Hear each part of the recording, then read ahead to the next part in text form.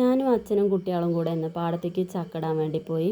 പാടത്ത് ചെന്നപ്പോൾ പാടാകെ കാട് മൂടി കിടക്കുകയാണ്. റബ്ബർ വെട്ട് നിർത്തിയിട്ടുണ്ട്. പിന്നെ ഇപ്പോൾ ഇടയ്ക്ക് ഇങ്ങനെ മഴയും കിട്ടുന്നതുകൊണ്ട് പുല്ല് വളർന്ന് പിടിക്കാൻ വേഗമുണ്ടല്ലോ. അപ്പോൾ അബി നടക്കണോളത്തോളം കത്തി വീശി ഇങ്ങനെ പോവുകയാണ് പുല്ല് ഇങ്ങനെ ആയിട്ട്.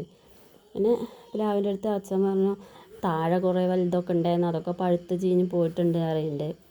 അങ്ങനെ അതുണ്ട് എൻ്റെ ഇതുമ്മയ്ക്ക് കയറി അച്ഛൻ ചക്ക ഇട്ടു.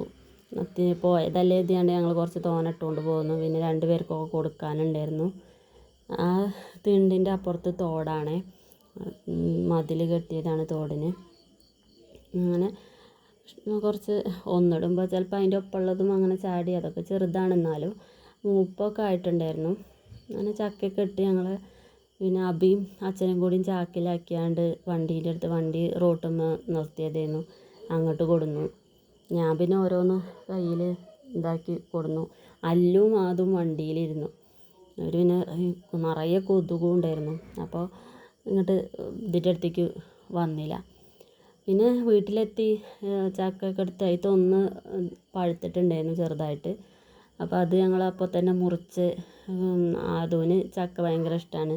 അവന് ഇവിടെയൊക്കെ ചക്ക കാണുമ്പോൾ ചക്ക അറിയും. അങ്ങനെ ഞങ്ങളാണ് പോയതാണ്, എന്നാൽ ചക്ക ഇട്ടുകൊണ്ട് പോകണ്ടാന്ന് കരുതിയിട്ട്.